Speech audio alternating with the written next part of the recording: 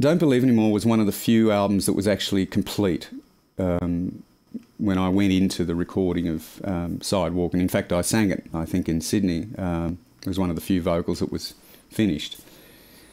And at the time, our guitarist was Bob Kretschmer, and he'd been working with us for a little while, but I didn't really have any close friends in the band. It was interesting because I sang this song, and I think the guys were kind of hanging around in the studio, in the control room, and I didn't talk to any of them at the time about the song. It was probably a couple of years later when I decided to co-write with Bob, and in fact we became very close. We shared a house in Erskineville, and we wrote there a lot of things, including the Ballet Boxes and Measure for Measure and Man of Colours eventually.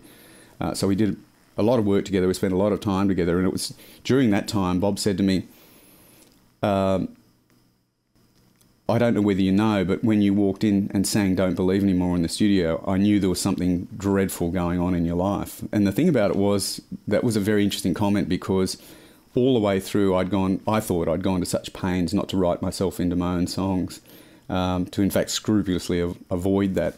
So when Bob said that he'd reacted immediately to it in that way, I was actually very surprised.